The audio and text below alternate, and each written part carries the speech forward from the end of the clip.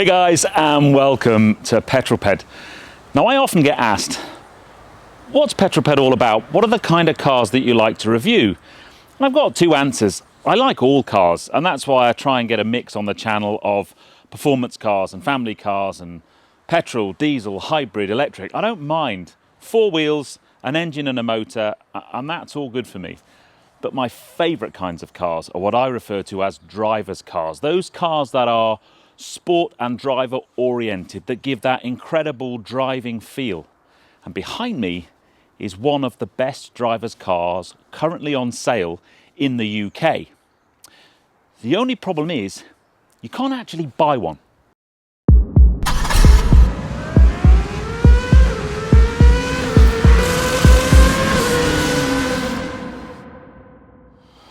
So yes, here it is, the Toyota GR86. The successor to the GT86, a car we've had around for quite a long time now.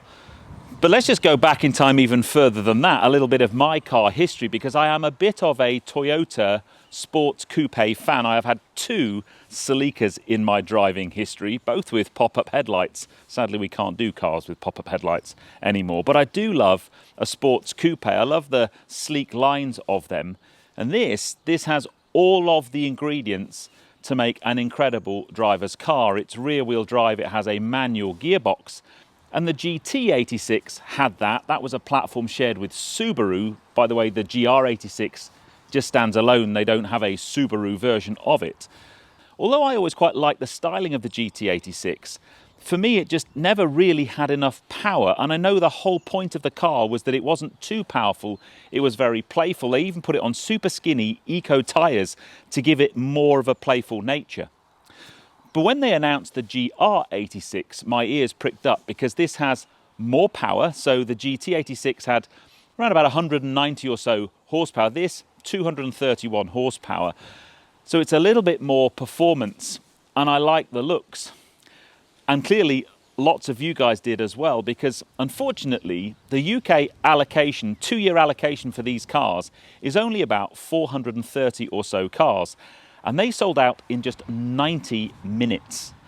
And unfortunately, this car will only be made up until 2024, because in 2024, European safety legislation changes, and that means this car would have to be modified significantly. My understanding is the bonnet's too low, it would need different cameras, different sensors, and because it's such a low volume car, Toyota just aren't prepared to put the R&D and the development into the car to make it pass those regulations. So it is literally the last of its breed, which I think is a great shame. Now, the heart of this car is under this bonnet. So let's pop the bonnet and talk about the power plant, and then we'll walk through and talk about why this car for me is so interesting. So let's pop the bonnet then. So in here we have a 4-cylinder boxer engine, just like the GT86, only that was a 2-litre unit. This is now 2.4 litres, or just a smidge under. It's naturally aspirated, and the most important thing, I've mentioned the power is up, so 231 bhp, but the torque has also increased. So this is running or producing 250 Newton meters, which will just help the driving performance a lot. But I also just love the way that the bonnet looks. It doesn't have big plastic covers over it anymore. It's just open to the elements. You can see it. And, you know, I've got the 2.5 litre 4-cylinder boxer engine in my Porsche Boxster, but I can't actually see the engine. It's all hidden in the background. It's quite nice to see it open. There is one little nod to Subaru, though.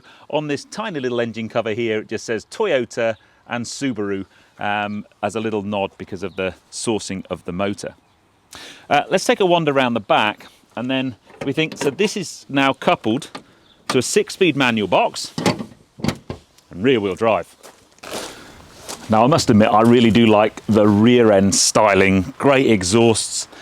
So the GR86 now sits in quite a trio from Gazoo Racing. You've got the GR Yaris, one of the best little hot hatches currently available, the GR Supra, and now the GR86. Boot space wise, it's not, on the first glance, it doesn't look that massive. 236 litres, but you can drop the rear seats down and then that opens it up into the back. And let's face it, the rear seats are really, well, not so much seats for adults. You could get kids in there, perfect for the dogs. But yeah, beautiful styling at the back. And then in terms of wheels, so this car's got 18-inch wheels, but only 215 section rubber. This is now on Michelin Pilot Sport 4 tyres, so a bit more of a sport-oriented tyre. And I think one of the concerns was if you put a slightly wider track tyre on it, a more sticky tyre, it would lose all of that kind of playful, slidey nature. It doesn't. No, it's very, very cold here in the UK at the moment. We're in kind of low single figures Celsius, and these are summer tyres. They're anything below about 8 degrees. You're always going to get a bit of a compromise, but this car does like going sideways. We'll find out more about that in a moment. And then the only other thing from an exterior styling point of view that I think could be better, but I understand that budget, this car, by the way, in manual spec is just a shade under £30,000, which is unbelievable value. But I find the front brake calipers a little bit disappointing. They could be just a bit nicer. They could be kind of, you know, instead of the sort of what look like budget calipers, could be a nice set of calipers with GR moniker or logo on them in a colour rather than just painted silver. But that's me being picky. But it's very cold. Let's jump onto the inside of the car and talk about that. Bit more bad news coming, I'm afraid.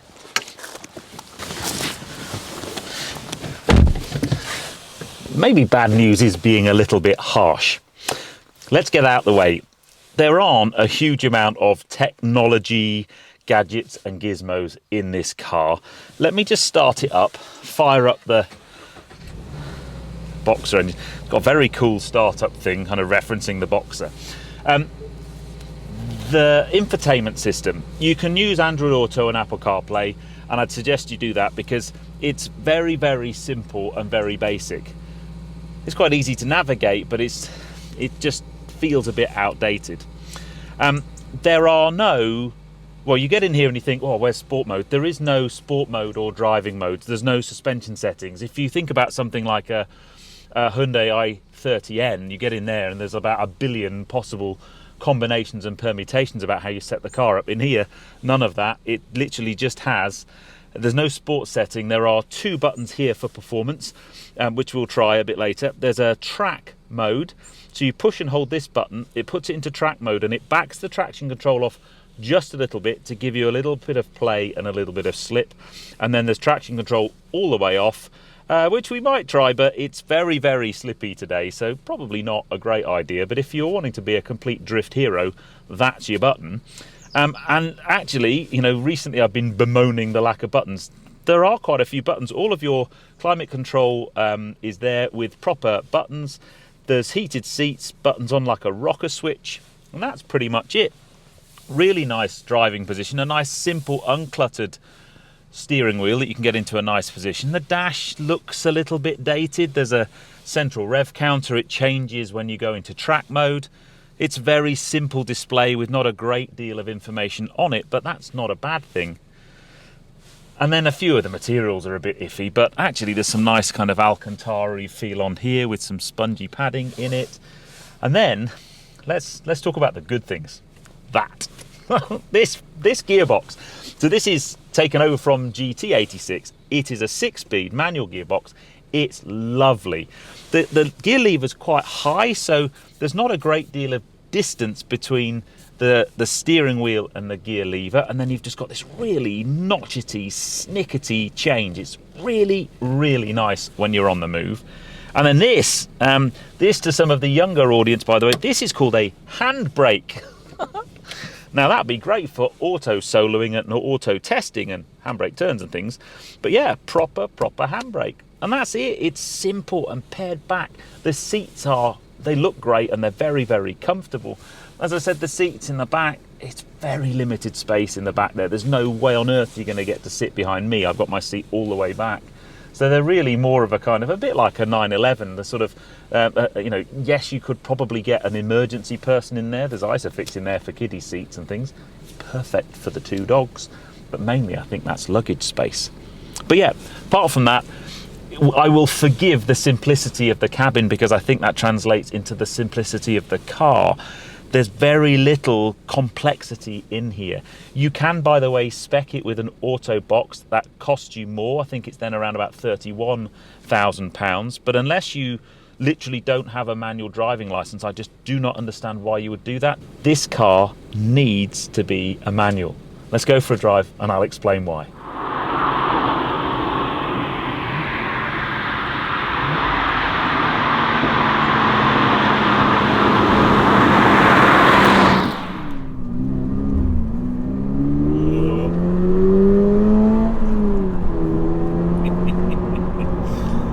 Car is so playful. So now we're out and about driving. Let's just start off in the standard mode. I've not turned anything off yet. Instant impressions of the car. It's got fantastic visibility, nice big wing mirrors on the side, pretty good visibility out the rear view mirror, and a really nice driving position. Star of the show though is this manual box, although the one thing I am disappointed in is the position of the pedals, particularly the brake pedal and the accelerator, mean that I'm finding heel towing difficult, if not impossible. Now I'm sure maybe if you've got a better heel toe technique than me, you might be able to do it, but I just can't quite do it.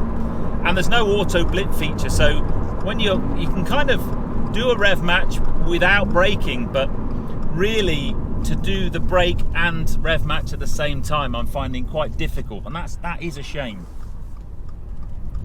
But in these very slippy icy conditions, the traction light's going it's certainly a good fun car. Now it is very cold. What are we? It's 3 degrees Celsius. So I need to be very careful in the car. I want to have some fun, but I guess low grip conditions today can demonstrate the playful nature of this car very, very easily. Put it this way, it probably needs windscreen wipers fitted on the side windows, because if you were not on the public road and you were a pretty good driver, you'd probably be looking out the side window to see where you're going just as much as you would looking out the front window. But let's go and find some nice roads, and we'll try and play with these little buttons down here, the track mode and traction control buttons.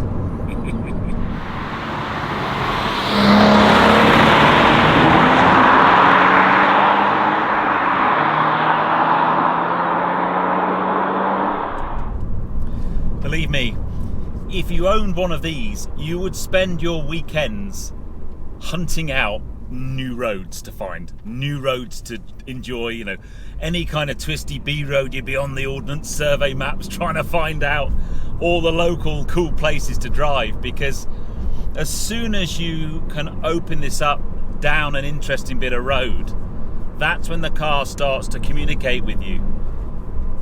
The steering is very sharp and very direct. It's got this lovely feel to it, and couple that with the gearbox and swapping cogs yourself, the chassis just feels so well sorted and very, very playful.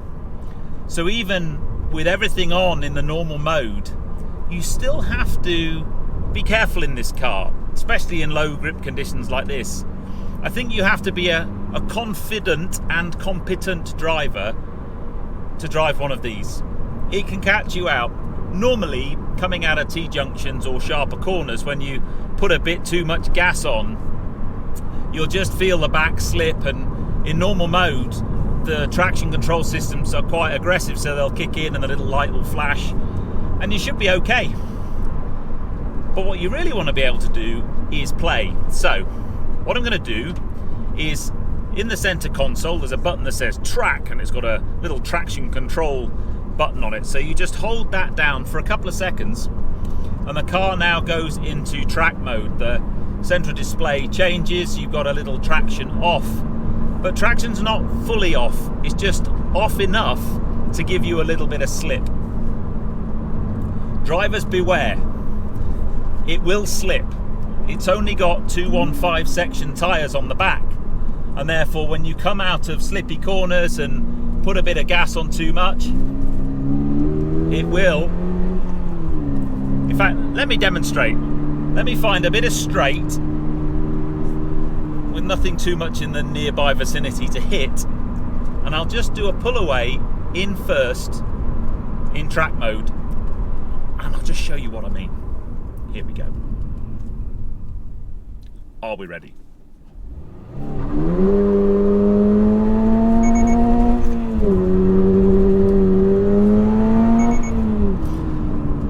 Those beeps, by the way, were the change-up little warning. So when you get up to the 7,000 RPM red line, it goes beep, change.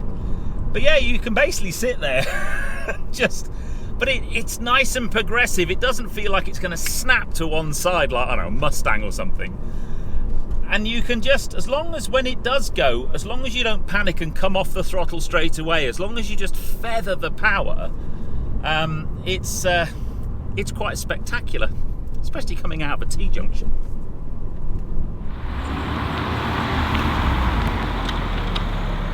Oh, now this is the kind of T-junction that could get you into a lot of trouble in this car.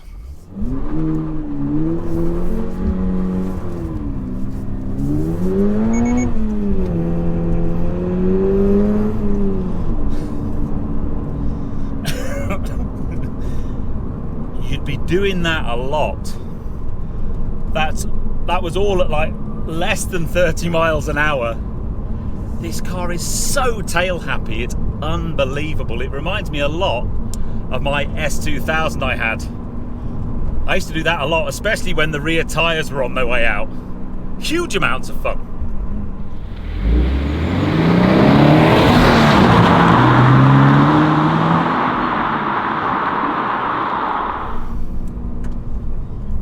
This should be called the ASBO 86, not the GR86. It's a hooligan car, absolute hooligan car.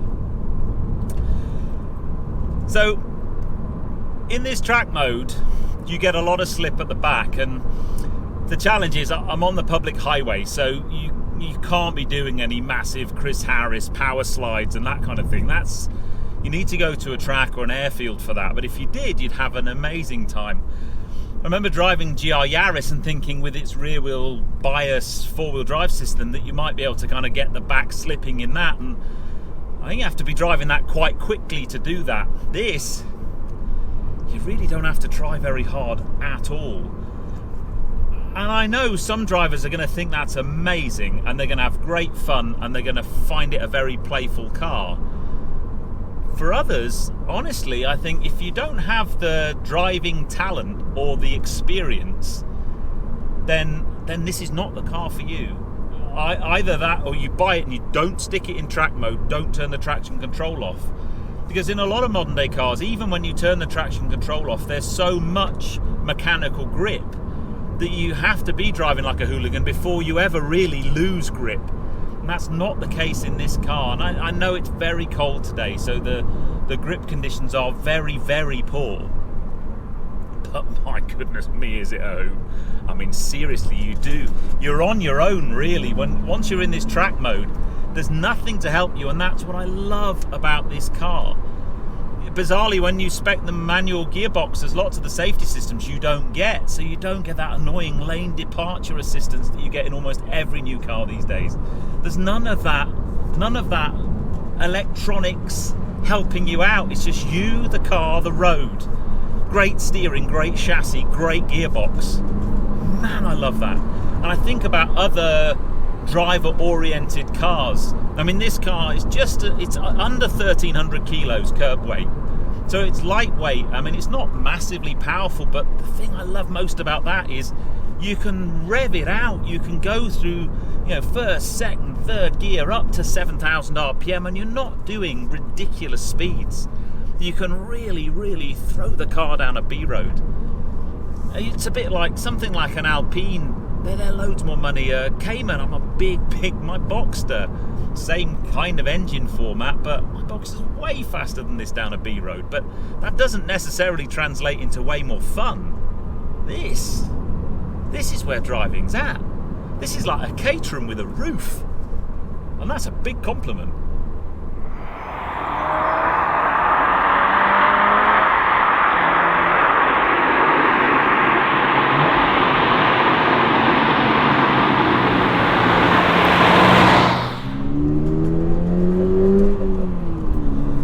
summary, final impressions of the GR86. Oh boy, what a car. I mean, seriously. It may not be perfect. You know, there's a few things that I would like to see slightly different materials, better infotainment system, better pedal spacing for heel and towing, better brake calipers, but I'm splitting hairs really, because once you start to drive the car, the level of communication it has with you, the steering, the chassis, the lack of intrusion from modern day electronics just make it such an engaging car. And then the staggering thing is, then you think about the price point. You know, it's under 30 grand, it's 29 and a bit. I mean, it's actually only just a smidge under 30 grand. But for that, it's phenomenal.